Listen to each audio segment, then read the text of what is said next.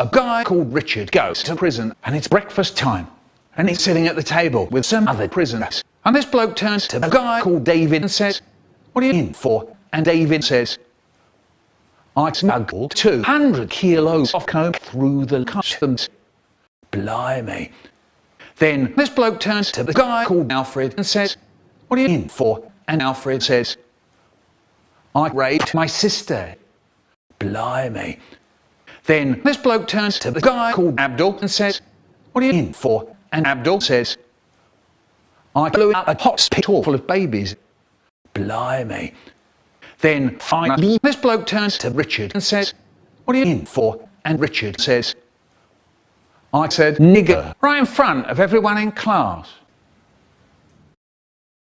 There was a man who turned up at my front door. He was white as a milk bottle and he hated my TV plantation jokes and said, "Fuck you, you racist." Then I said, "It's a joke, you fool." And he said, "I don't think it's funny. TV is no laughing matter."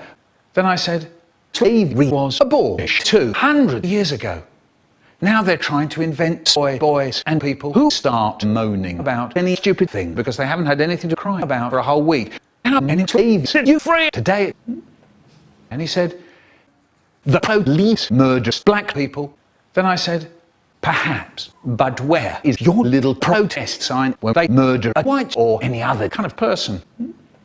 Perhaps you could put your black picture of nothing on your Instagram." Yeah, do you know people in the West have it really good? So stop that stupid sulking, will you? How many statutes did you top for today? And he said, "That wasn't very politically correct."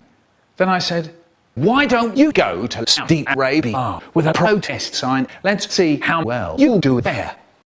And then he started crying. "Stopped, have you?" Kaboom, kaboom, kaboom, kaboom, kaboom, kaboom. Captainplums.